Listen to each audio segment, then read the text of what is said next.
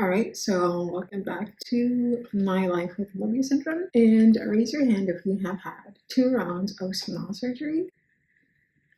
So yep, that is me. And so today we're going to be talking about smile surgery and the second round of this surgery that I got. If you have not seen the video that I posted on the first round of smile surgery that I got from Mobius syndrome, go ahead and watch it. I'm going to link it in the description and I'll put a card here if you are able to click on that. And first of all, let me explain a little bit what Mobius syndrome is, since this whole channel is about that. If you haven't watched the video I have though of me explaining what it is, go ahead and watch it. I'll link that also. But essentially, Mobius syndrome is a congenital birth defect that occurs in 2 to 20 out of 1 million people, and it affects the 6th and 7th cranial nerves, which results in people with the syndrome not being able to move their eyes side to side or close their eyes all the way, resulting in things like dry eyes. And then we also can't make facial expressions. I can't move my lips, and I can't do things like form smiles or like grimace or anything like that. So then that's how Mobius syndrome affects me. And so there is something called, in general, it's called smile surgery, but there is, of course, a medical term for it. We're going to call it smile surgery. If you want to come back to this channel later, though, I am going to make a video comparing the first and second smile surgeries that I got, and I'm going to be explaining more in medical terms what they are. So if you watched the first video, I got smile surgery when I was really young. I was 6 and 7 years old, and that didn't really go, I think, as expected. I wasn't really able to form a smile or any other facial expressions, and even the way that my face turned out to look, it wasn't as it should have or as expected, and it definitely wasn't subtle. So I think, needless to say, I wasn't happy with the results, and for that reason, as an adult, when I was in my early 20s, I decided that I wanted to, well, first, the idea was to have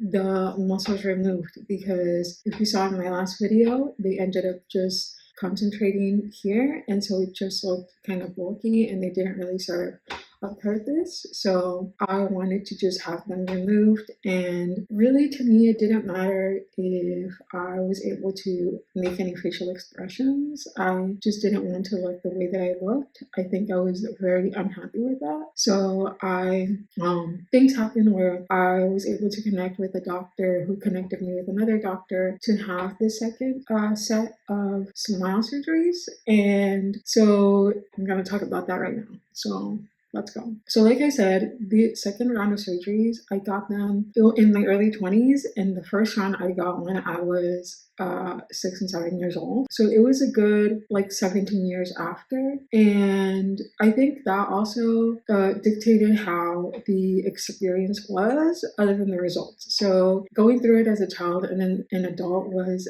very different, but it was very different, and I do remember different things about that. So this is what I looked like when I was in my early 20s, when I had gotten the first round of smile surgery. This is what it ended up looking as I grew and as my face kind of settled into itself. So you can see that my face was really rounded. There was not a lot of symmetry going on. And also, if you look at this photo, you can see that as I tried to smile, it wasn't forming a smile. Like, it really wasn't doing what it was supposed to be doing, and it looked really strange because it was bulky. So it just didn't make sense. And to me, it didn't make sense to have that. So then I really wanted to at least have them removed if I couldn't have another surgery that did work. So for this surgery, I traveled for a week and a half. So first I went and I had my consultation with the doctor, and it was actually going to be 2 doctors, because it was the doctor that did the facial reconstruction and his team, and then another doctor that him and his team were the ones that were extracting the muscle, and then the first doctor was placing it onto the face. I think that's how it went. So after this, a few months after, I traveled for a week and a half, and so I went and I had my pre-op, and then I had surgery, and then this is okay. So for the first surgery, the first round of surgeries when I was younger, I had muscle from the side of my rib cages transplanted onto my face. And then this one, 17 years later, the second round of small surgery, I had a muscle that's located in your inner thigh extracted and transplanted onto my face. And so the way that the doctor explained this, the muscle that they extracted from the inner thigh is like the size of like the sushi piece. So it's really small, it's supposed to be really thin. And he said like when it goes on the face, it's supposed to, because it does connect from here, the side of your lips to your temple, it crosses your bone structure, so it's supposed to kind of give you like a more natural looking cheekbone kind of going on, like a more natural like cheekbone. And so the surgery was, I think, 8 hours on each side. And if this is the first photo I was taken after this surgery, and you can see it's really swollen on so it's the right side of the face that they did first, and you can see it's pretty swollen, but still it's a lot smaller than the left side, which is, they still hadn't done anything. So this was the result of the first round of small surgery, and that's what it looked like a day, if not the day after, the next day after, when I woke up and I was alert and everything. And then this second photo, it was a couple days after, and you can see it's still swollen, but it is still smaller than the previous result of the first small surgery. So this third photo, this one is like a week after I was still in the area that I got the surgery. So this was about a week after, and you can see the swelling is kind of still there, going down, but you can see the bruising. So this photo is about a week after I got the surgery, and you can see it's still swollen. There's bruising going on, but it's still not the side of my face was not as large with all the swelling as compared to the left side. And in this photo, you can see side profile, so it was like this side, and you can see kind of how long that scar was. And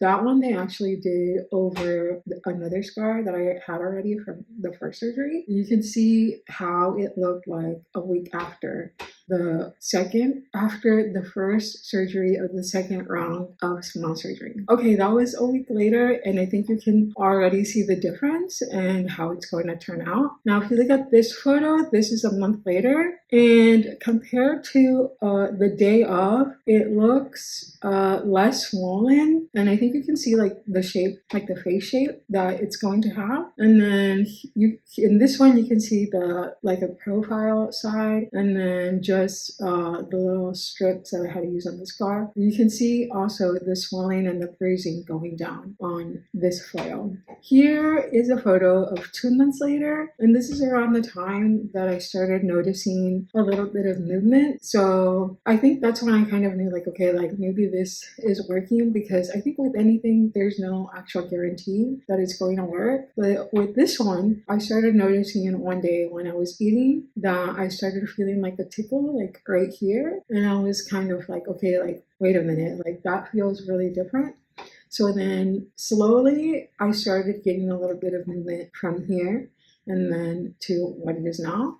But that's how it started 2 months after the surgery. And so here is another photo of me trying to capture that movement. And this is, so the first photo that I have is when I started noticing movement. And here I'm only trying to move the right side of the face, which is the one that they had done surgery on recently. But this one, the second one, this one is when I could move both sides of the face at the same time. And you can see the huge difference in size and shape of when I try to move my face, with the results of the right side, the second round of small surgery I had, and then the left side that was still from the first round of small surgery that I had. You can see that the right side is much smaller compared to the left side, which is a lot larger, and there's less like natural face shape going on in that one. So here's 3 months later, and here's where I noticed a lot more movement. I think the movement came each day was a little bit different. So progressively I started getting more movement, but I think in this one you can really see how it increased in movement, and then you still see that face shape that is different from the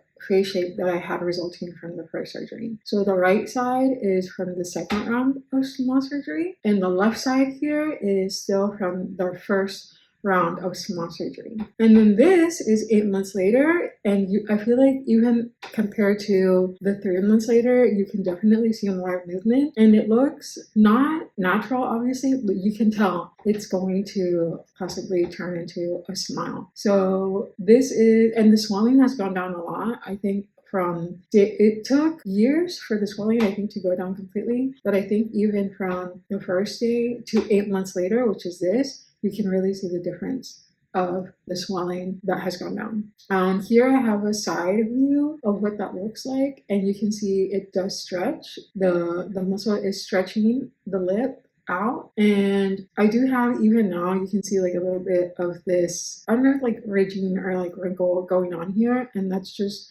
resulting of the muscle movement. So here you can see again the first couple of days after I got surgery, and then to the 8th month after I got surgery.